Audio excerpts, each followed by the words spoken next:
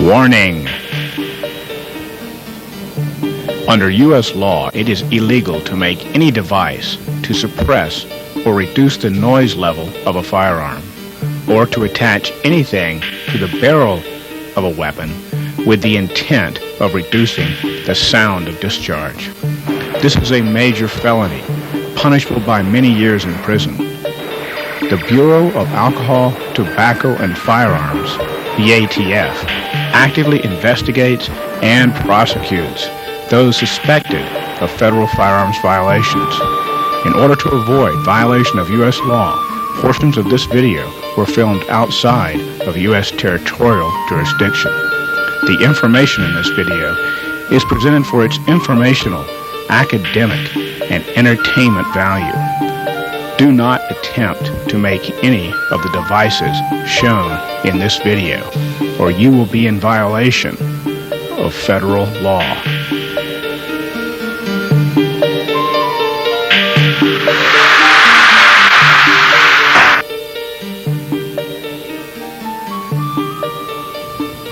In this video, we examine the principles on which firearm suppressors or silencers operate. The suppressors shown here were made with the use of machine tools, lathes and mills, by this federally licensed manufacturer. But in this video, we will examine the fabrication of units like this one for the .22 caliber pistol. This device was made without the use of machine shop tools, using commonly available materials and simple hand tools. We then field tested these units using precision decibel meters and frequency spectrum analyzers.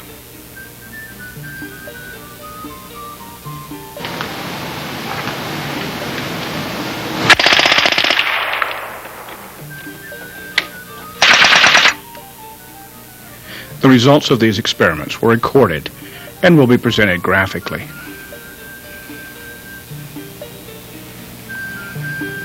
We will begin with a brief history of firearm suppressors.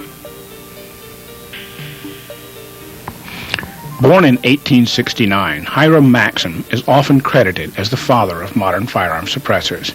The Maxim units used a series of baffles to cool and dissipate muzzle blast, thus reducing the sound of a gunshot. Here we see a bullet racing ahead of its own muzzle blast. It is these hot, high-velocity gases of muzzle blast that are the chief source of firearm noise. It should be noted that while now illegal devices in the United States, silencers were once popular items with turn-of-the-century sportsmen, as this 1922 Field and Stream ad testifies. This picnicker is shown with a Maxim silencer on his .22 caliber Quackenbush rifle. In fact, a former president of the United States, Teddy Roosevelt, was known to purchase and use Maxim silencers. The Maxim units attach to the customer's weapon by use of a special muzzle clamping device. Such muzzle clamping devices are available today through mail-order sources.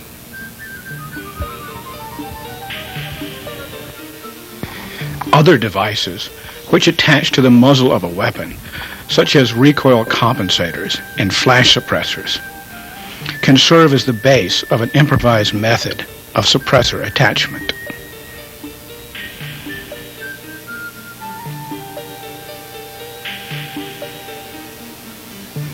The attachment method of the suppressor to the weapon's muzzle is critical. Any misalignment could mean the bullet might strike the internal baffles, blasting the device apart, which could injure or blind the shooter.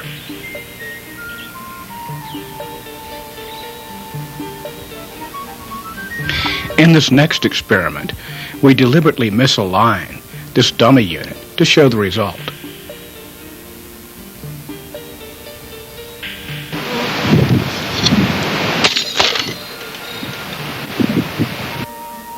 The attachment method is critical because a misaligned suppressor constitutes an obstruction to the barrel. This could blow up the weapon and injure the shooter. We now examine improvised methods for attaching suppressors to the muzzle of the weapon. There is a great deal of literature available on improvised suppressors.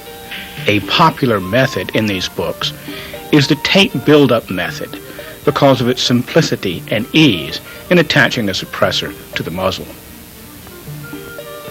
We experimented with the tape buildup method, but found it only acceptable for disposable suppressors, such as the one we see here, fabricated from a 2-liter pop bottle.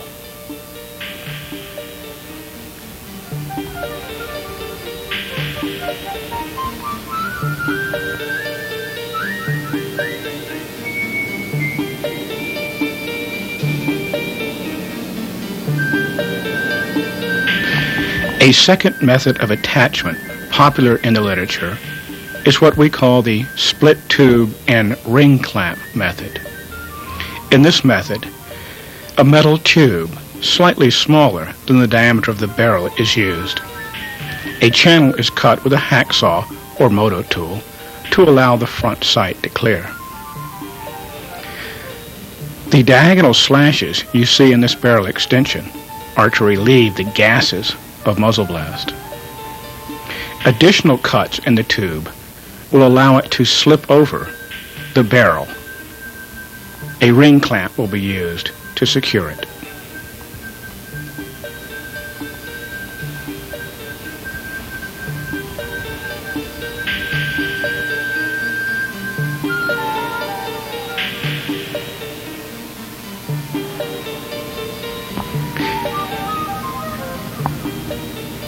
Opposite the cuts, a grommet is slid down the tube. A PVC cap with a hole drilled to accommodate the tube is used. This provides a flush surface to epoxy the grommet to the PVC end cap. The barrel extension will be epoxied to the grommet as well, and a ring clamp will be used to attach the barrel extension to the barrel. The body of the suppressor will be made from a piece of PVC pipe which slips into the end cap. In the actual assembly, PVC cement will be used. The split tube and ring clamp attachment method can be adapted to many weapons using various size tubes. While quick and easy, we found two significant problems with the tape buildup and split tube ring clamp attachment methods. The first problem is that these methods do not ensure proper alignment. Each time the suppressor is removed and the ring clamp retightened, a different alignment is established. A misaligned suppressor is dangerous. The second problem is that these attachment methods are only secure enough for .22 rimfire weapons.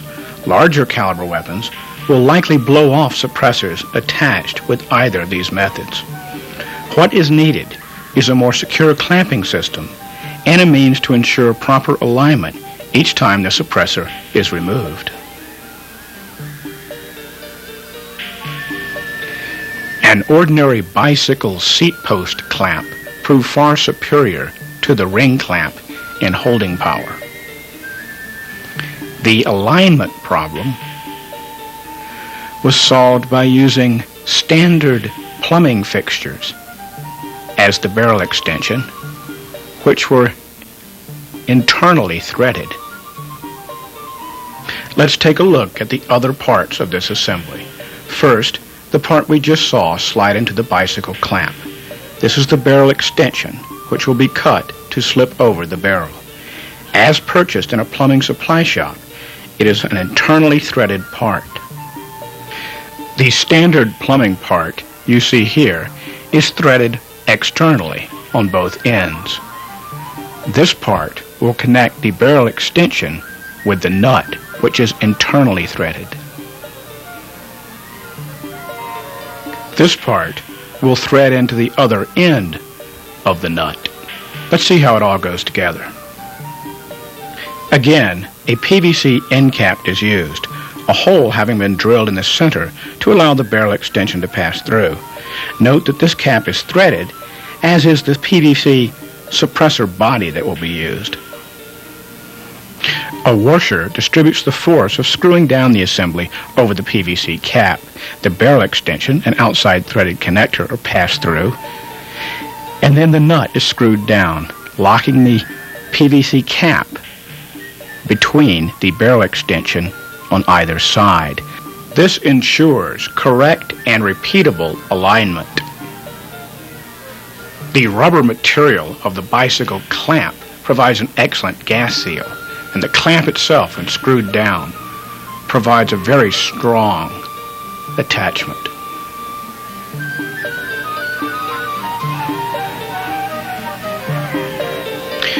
Using various size plumbing fixtures and sometimes brass bushings, we found this method of attachment suitable for a wide variety of weapons.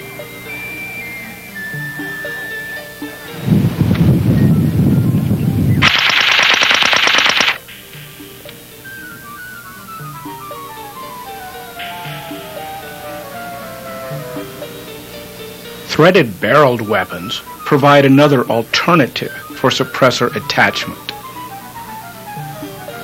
Some weapons, such as this AR-15 rifle, come equipped with flash suppressors.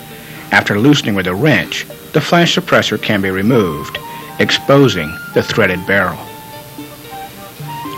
Gun steel, such as used in barrels of rifles and pistols, is generally too hard to cut with hand taps or dies. However, the soft brass bushing in this PVC end cap assembly was hand tapped using a common hardware store tap to match the AR-15 threads.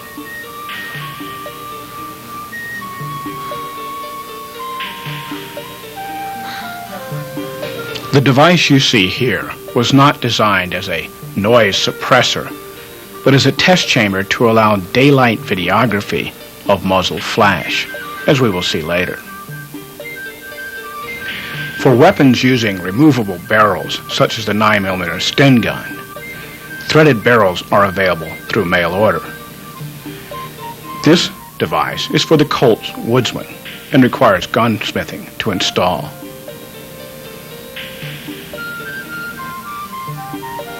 By far, the most satisfactory improvised method for attaching suppressors is the mail-order muzzle adapter. These adapters provide the benefits of a threaded barrel, perfect alignment, and repeatability, without any modifications to the weapon.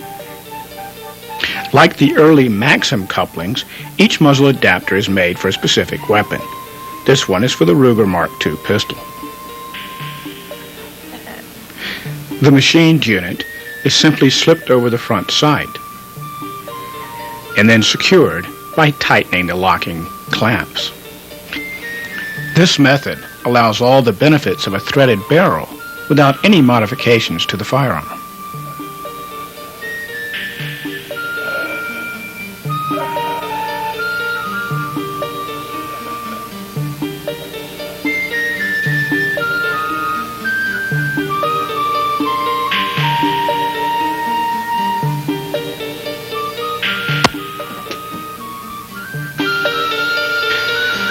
We now examine just how a suppressor works. First, we can identify three sources of firearm noise. The first of these is simple mechanical noise. Mechanical noise is simply the noise of the moving parts slamming into one another.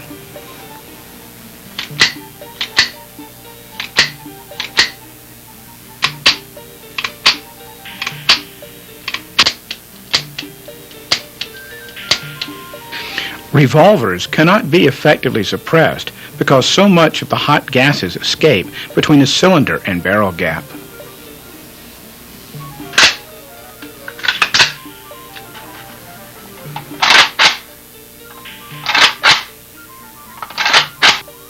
Suppressors have no effect on a firearm's mechanical noise. Muzzle blast is the second and most significant source of firearm noise.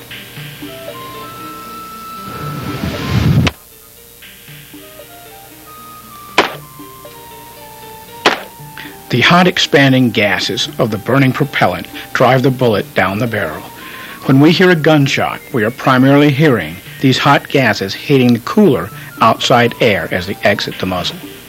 A third source of firearm noise is supersonic crack. A bullet moving faster than the speed of sound creates a mini-sonic boom, similar to a jet aircraft. To avoid supersonic crack, the bullet's velocity must be reduced to less than the speed of sound. There are only two ways to achieve this. One is to reduce the powder charge. This reduces the velocity of the bullet, but in some weapons the reduced powder charge does not cycle the action reliably. The second method of achieving subsonic bullet velocity is to port or drill holes in the barrel to reduce its efficiency. The hot gases escaping from these holes will be trapped by the suppressor body, which slips over the barrel. Porting a barrel requires machine tools to be done properly. An ordinary hand drill would destroy the weapon's accuracy. Let's examine another relevant effect of a bullet moving faster than the speed of sound. This graph shows how a bullet loses velocity, measured in feet per second on the vertical scale, as it moves downrange, measured in hundreds of yards on the scale at bottom. The flat blue line represents the constant speed of sound at just below 1,000 feet per second. Note that at about 600 yards the graphs intersect, and the bullet is now subsonic. Observe that after the bullet has gone downrange 250 yards, its initial velocity of 3,300 feet per second has dropped to about 2,000 feet per second, about twice the speed of sound. The velocity of the bullet continues to drop till at 600 yards, its speed is below 1,000 feet per second, roughly equal to the speed of sound. From this point on, the bullet is not moving supersonically, therefore no sonic crack will be heard. But at such a distance, the sound of the shot, its decibel level, has dropped dramatically as well. We conducted these field experiments to demonstrate these effects. Notice that the only sound recorded is the impact of the bullet itself, not the sound of the shot. After traveling 570 yards, the bullet is moving at subsonic velocity, so there's no supersonic crack. The camera does not record the sound of the shot at this distance. Let's watch again.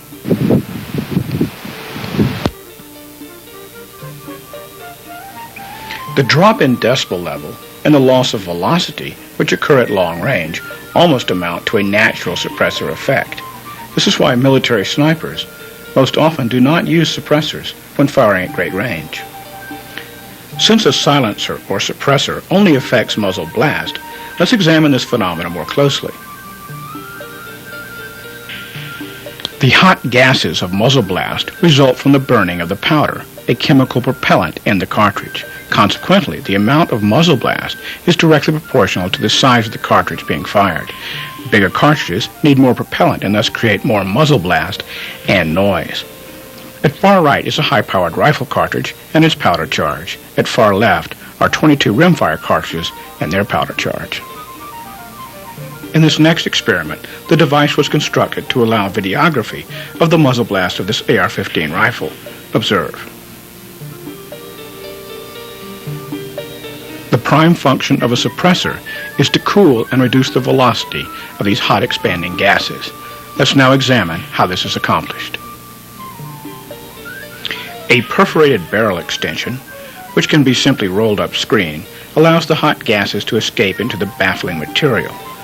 Often, this material is steel wool. This cools the gases as they transfer heat to the steel wool. Next, baffles strip more of the hot gases from the bullet. The spaces between the baffles allow the gas to further expand and thus cool. A rubber wipe completes the job of retarding the hot gases from freely exiting the muzzle as the bullet exits. The following computer animation depicts this process more dynamically. Suppressor designs vary somewhat, but this one is typical. The hot gases first hit a large volume chamber, allowing them to expand. When a gas expands, its pressure drops, as does its temperature. Steel wool or copper scouring pads are often used in this chamber. Sometimes lithium or white grease is added to the steel wool to further cool and dampen the gases. The bullet then passes through the baffle chambers, while much of the hot gases are left behind. The gas that does pass through expands in the spaces between the baffles. Finally, the bullet exits into the outside air after passing through a hole in a rubber end wipe. The hole in this rubber end wipe is only slightly larger than the bullet. This creates a partial gas seal.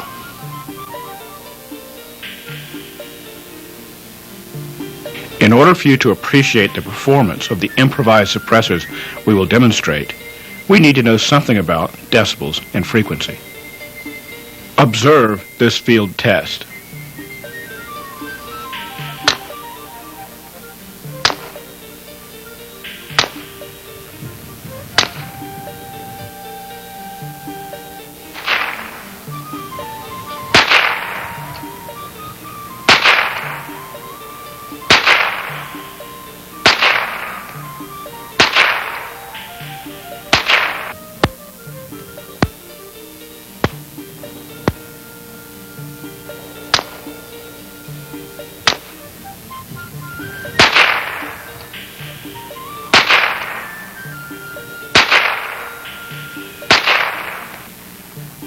Both weapons are firing the same .22 long rifle cartridge.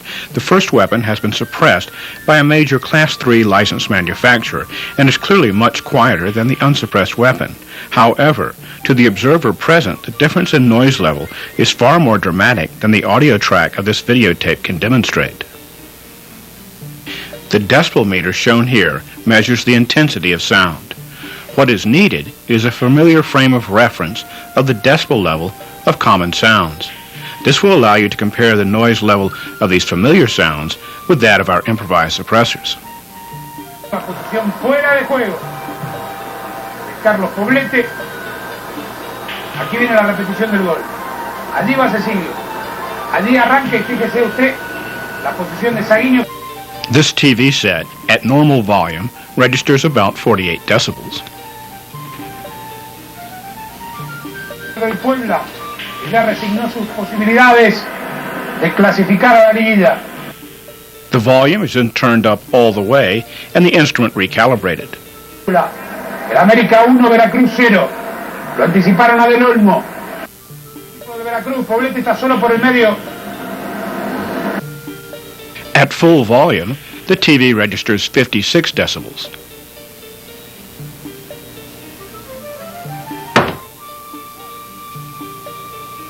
Dropping the book directly in front of the sensor, 69 decibels.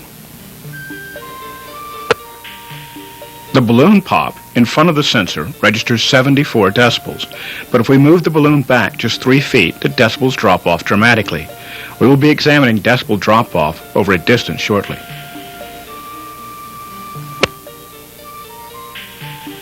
Moved back just 3 feet, we get a register of 66 decibels.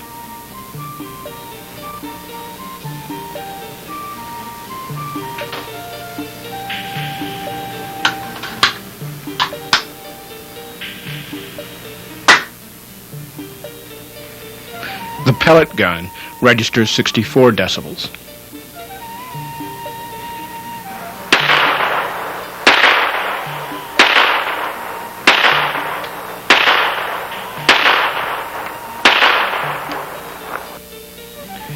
This .22 pistol registered 110 decibels. We will be using the following graph as a baseline of comparison for the noise level of our improvised suppressors.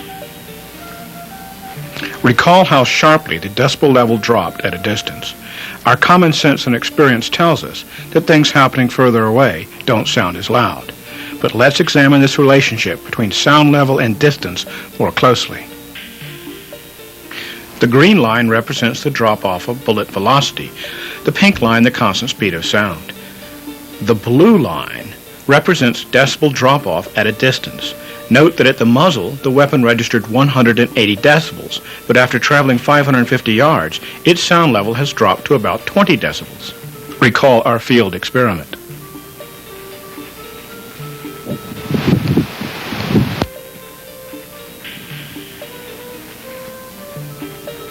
Disposable suppressors are just that. Recall our 2-liter pop bottle suppressor shown earlier.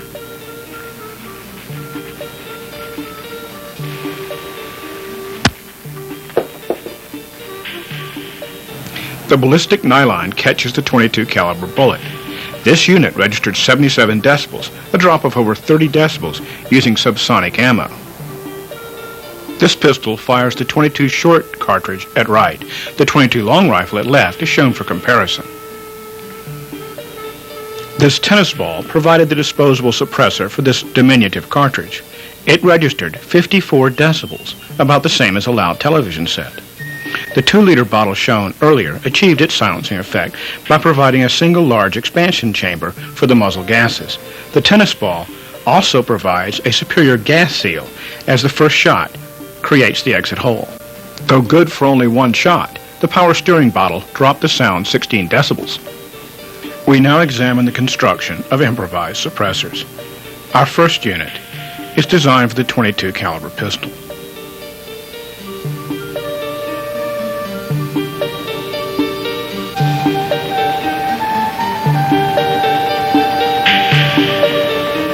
The body of the suppressor is made from ordinary 1-inch steel electrical conduit. It is cut using a pipe cutter. This achieves a flush, smooth end. Standard 1-inch grommets will provide our baffles. These grommets fit nicely inside the 1-inch steel conduit and are therefore self-aligning. Sometimes the grommets will require a little bit of grinding to achieve this ideal fit.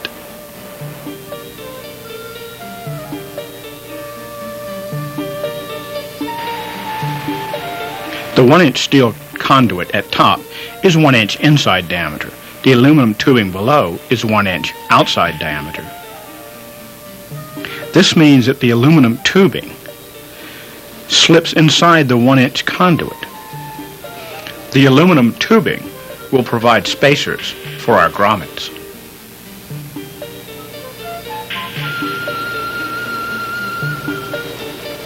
The standard 1-inch grommets thus fit flush and even with the 1-inch aluminum spacers.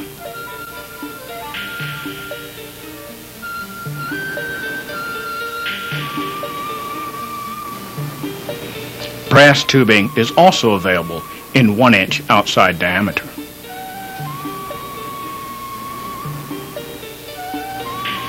In this first design, a piece of brass tubing will be used as a barrel extension. This tubing has the same outside diameter as the holes in the grommets. Cuts are made in the barrel extension to allow the gas to escape into the dampening materials.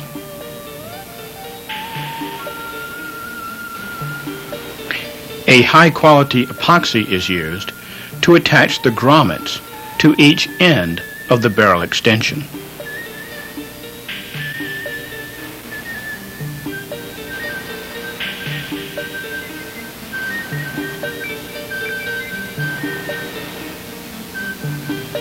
A piece of steel screening is cut the length of the space between the two grommets. The steel screening is then wrapped around the barrel extension.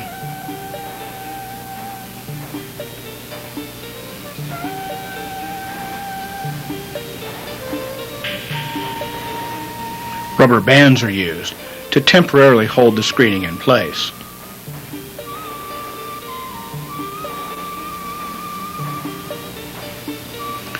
The screen is then secured with metal twist ties.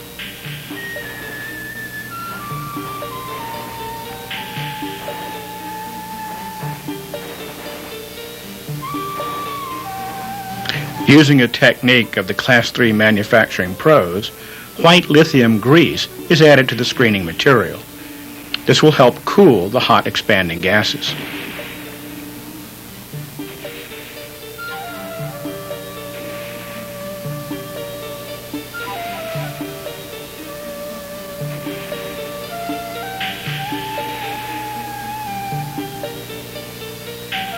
A small piece of screen is rolled up and inserted into the aluminum spacers as well. It expands, providing the bullet path. In the actual assembly, lithium grease would be used on this screen as well. Let's examine the main components of this assembly. First, we have the nut epoxied into a end cap, followed by the barrel extension relieved to allow the gases to escape. Next come the aluminum spacers. Between each is a grommet. At the end, a rubber wipe. The first bullet will cut the hole through the rubber wipe. An electrical conduit end cap will complete the assembly.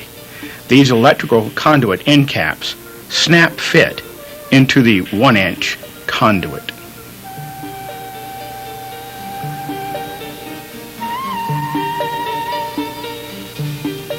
This first design for the .22 caliber pistol will make use of the commercially available muzzle adapter couplings shown earlier.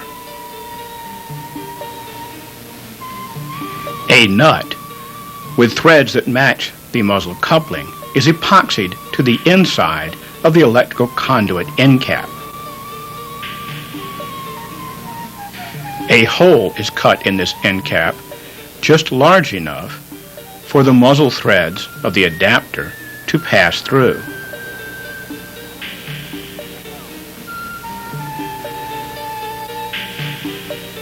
The standard nut fits nicely in the end cap. In the actual assembly, it will be epoxied in, and the hole will be larger.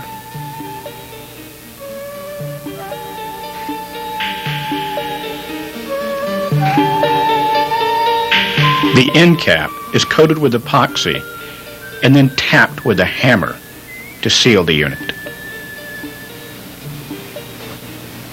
A wooden dowel is used to aid in the assembly of the suppressor. First, the barrel extension, followed by the aluminum spacers and a grommet.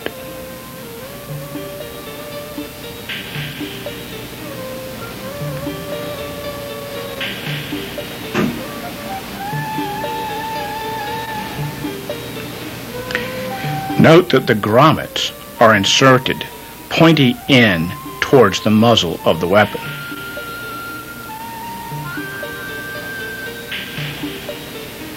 The spacers are stacked with the grommet between each spacer.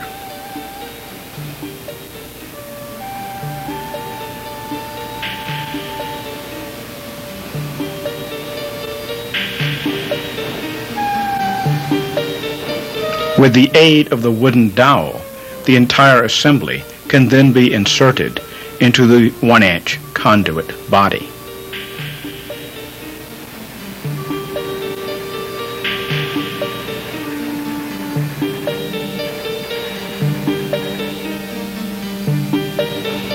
The wooden dowel is then removed and the final rubber wipe inserted.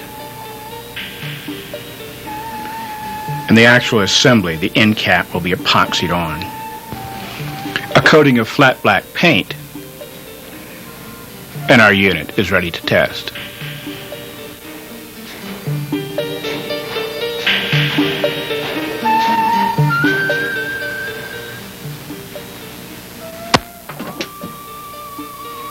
Units of this type design register approximately 70 decibels.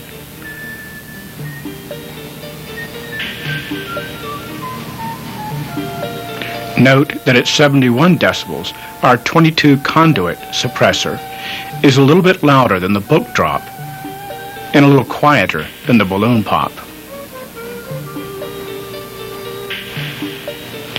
Our second unit uses a PVC suppressor body. The nut has been epoxied into this smaller piece of PVC tubing. In the actual assembly, this part would be inserted with PVC cement to secure it to the suppressor body. In this design, a barrel extension is not used.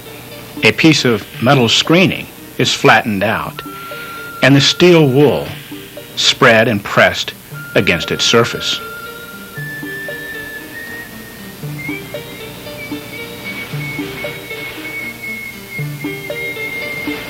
A wooden dowel is used to roll the steel wool up in the screening material. The screening material will be secured with a piece of copper wire. Our 1-inch OD aluminum spacers used in the previous design will be used here to cap each end of the screen and steel wool assembly. This will allow this assembly to be inserted into the PVC body more easily and will also align the bullet path.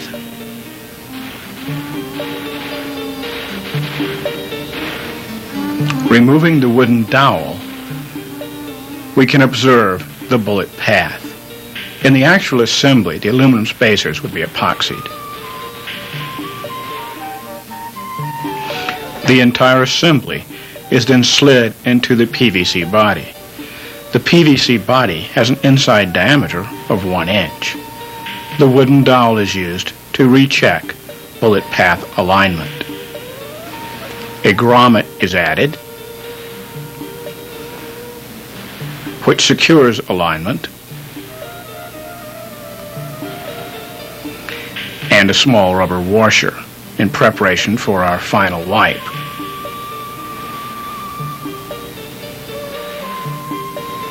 Our final wipe will be cut from this thick piece of rubber. A piece of the PVC tubing will be used as a template.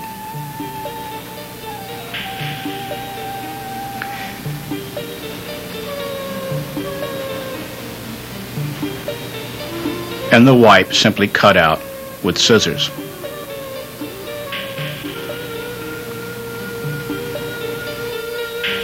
The rubber wipe is inserted inside the PVC end cap. The first shot will establish the bullet path through the PVC wipe. The PVC end cap containing the wipe is then pressed over the PVC body. In the actual assembly, this part would be secured using PVC cement.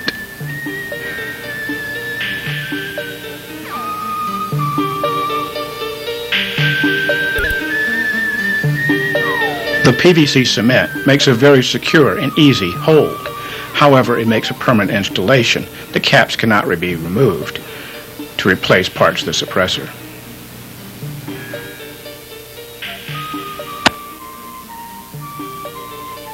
This design proved more effective than our conduit unit shown previously. This PVC unit registered 63 decibels, slightly louder than the pellet gun. The unit was also longer and thus had more internal volume, but the use of screen instead of a cut barrel extension likely accounts for the superior performance of the PVC unit. The bottom line is that how loud something sounds is quite subjective, being interpreted by the brain through the sensor of the human ear. There is more to how loud something sounds than simply decibels.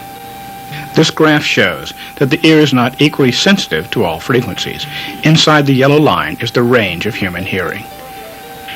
Inside this, we have the range in decibels and frequency in the range that music occurs. Note that the speech region has a maximum decibel level of about 80 dB and a frequency range between 100 and 8,000 hertz. At a loudness value of 40 decibels, a sound of 50 hertz is audible. However, at a frequency of 500 hertz, the sound becomes audible at only 10 decibels rather than 20. Past 10,000 hertz, the ability of the ear to hear a sound drops off very rapidly. The human ear is most sensitive to sounds between 500 and 5,000 hertz. This is the frequency region that suppressors reduce decibel levels the most. In general, a suppressor shifts the peak decibel level to the higher end of the frequency spectrum. We now examine our final and most successful suppressor design.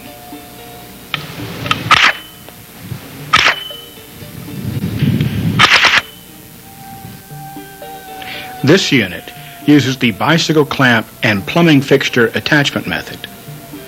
The body of the suppressor is made of 3 1/2 inch inside diameter PVC pipe, which comes threaded at each end. The end caps are also threaded PVC.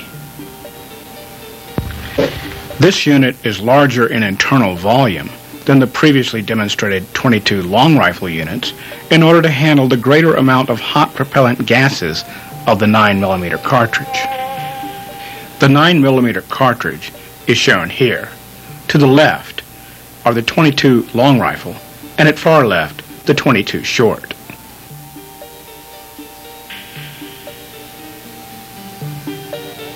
Here we see the primary components of this assembly. A piece of PVC irrigation tubing will be used as spacers. The PVC end caps are threaded to match the PVC body. Steel wool will be used as a diffusing material, and metal washers replace our grommets as the baffles. Once again, the outside diameter of the spacer material matches the inside diameter of the suppressor body. The spacer material must be cut flush.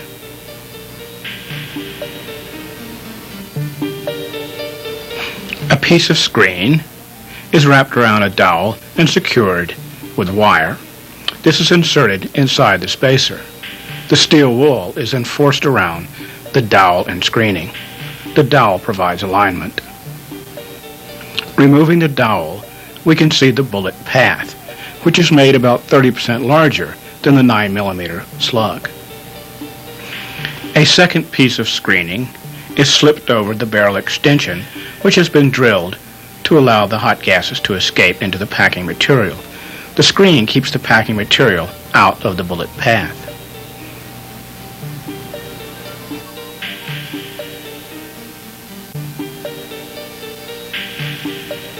Let's examine how all the pieces go together.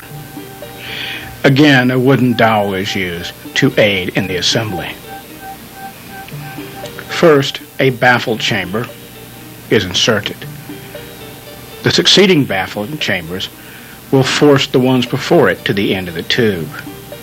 A steel washer goes between each baffling chamber.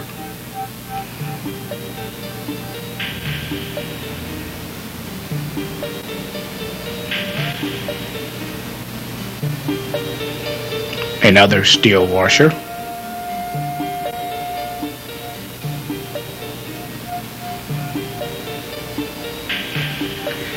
And another baffling chamber.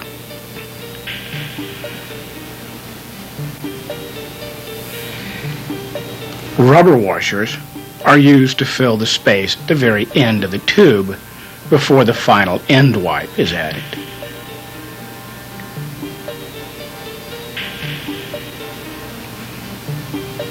These provide a gas seal.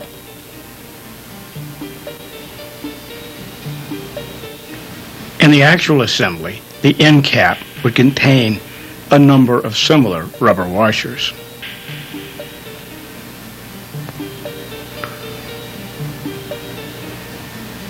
Using the bicycle clamp and plumbing fixture attachment method, the unit is locked down to the barrel of the weapon. This device suppresses muzzle blasts so well that the mechanical noise of the weapon becomes discernible.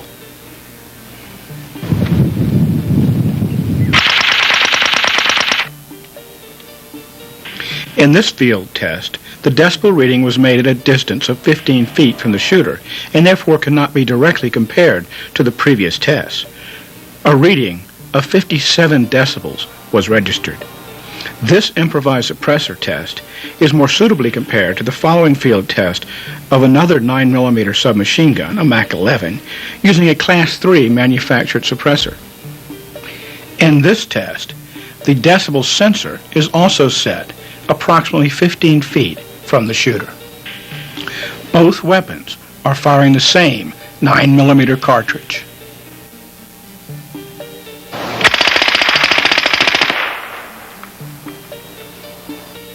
The Mac 11 is clearly louder. In fact, this Mac 11, using a suppressor made with the benefit of machine tools, registers a whopping 79 decibels. a full 22 decibels higher than our improvised unit. Part of this difference is attributable to the fact that the Mac 11 is lighter and naturally louder than the British Sten gun, suppressed or not. It also has a higher cyclic rate of fire. However, these tests do demonstrate that improvised suppressors can sometimes equal or even exceed the performance of machine tool units.